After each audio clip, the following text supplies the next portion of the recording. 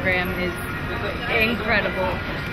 We've been so many places, and at the same time we've learned so much. I mean, I've been on trips before where you never really get any background where you are, so it doesn't mean anything to you, but everything you see here means something because you've learned about it. Now, like traveling and seeing what's going on in Europe, I really get a perspective of what's going on in the world today, and that's a really unique experience that not many people get to have, so it's really cool. And I've really, really enjoyed the program because I've been places that I would probably never have gotten a chance to go to otherwise, or at least for a very long time. And having the counselors around, they really explained everything really thoroughly and made sure I understood and that I got the most out of the entire itinerary. So I'm very, very happy with it. I'm one of the instructors for Western Civilization. I'm a graduate student at Harvard, and I am giving these gentlemen not just the cultural knowledge, but the real knowledge. History, the good stuff. You start with like Rome and Greece, so you get the classics down, and then you go to Florence, which is more like the birth of the Renaissance.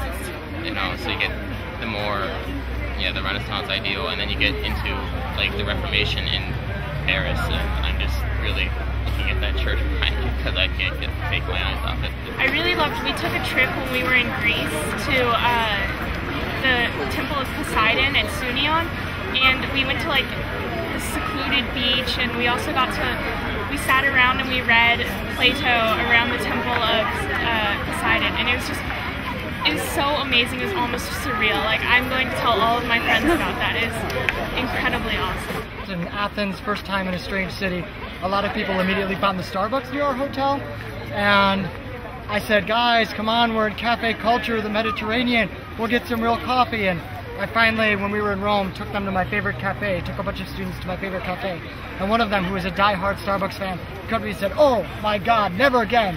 I can't drink it, it's not the same. Now I've got Italian coffee.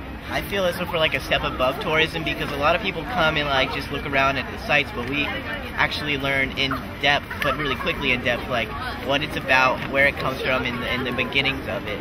So I think that's a really cool element of Abbey Road.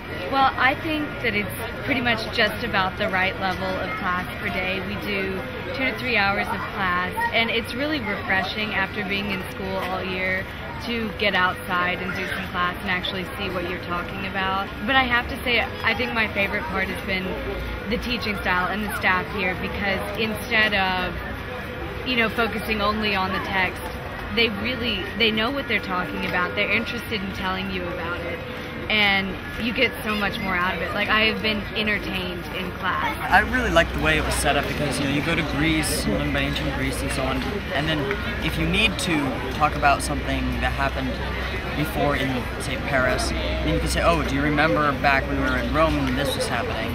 Well, this is what was happening here at that time. So it kind of gives you perspective of what else was happening in the world. I love having class outdoors where you are in the city, experiencing the city at the same time as having class. Whereas I couldn't be closed up in a classroom when you're in Paris, when you're in Athens, when you're in Rome, when you're in Florence.